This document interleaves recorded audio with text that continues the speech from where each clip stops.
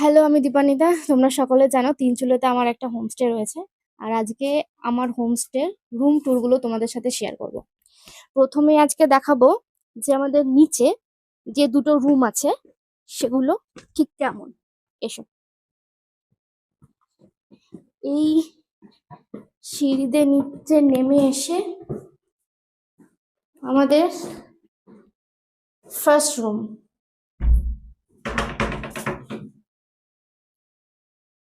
আচ্ছা, এই হলো আমাদের ফার্স্ট রুম। এখানে দুটো বেড রয়েছে, মানে 4 জন এই ঘরে থাকতে পারবে।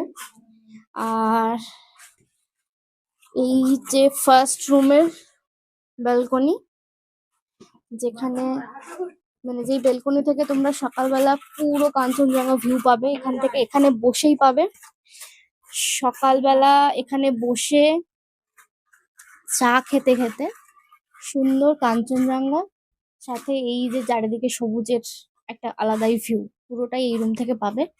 আচ্ছা, এটা হচ্ছে আমার ফার্স্ট রুম। হলো আমার সেকেন্ড রুম।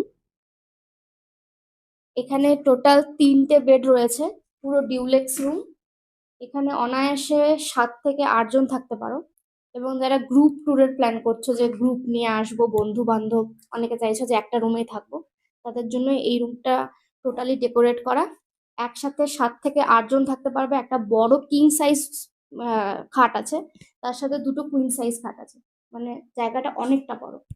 আচ্ছা, এবারে দেখাই এই রুমের বাথরুম। এই বাথরুমটাও কিন্তু অনেকটা বড়, সাথে এই বাথরুমেও গিজার রয়েছে, বেসিন রয়েছে। এই বাথরুমটাও খুব সুন্দর। আচ্ছা, চলো এবার দেখাচ্ছি আমাদের সেকেন্ড রুমের ব্যালকনি। এই হলো সেকেন্ড রুমের ব্যালকনি, যেখান থেকেও একই সেম ভিউ। এখান থেকেও আকাশ ক্লিয়ার থাকলে একদম সুন্দর কাঞ্চনজঙ্ঘা দেখা যায়। সাথে নিচে দেখতে পাবে একদম টি গার্ডেন। টি গার্ডেন এখান থেকে পুরো ভিজিবল। চলো তোমাদেরকে ওপরের ঘরগুলো দেখাই।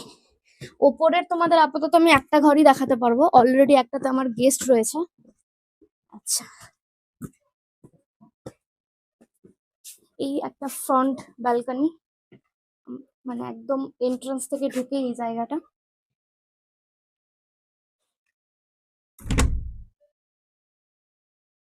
এই হলো ড্রয়িং এরিয়া। লাইটটা জ্বালিয়ে দিই। এই আমার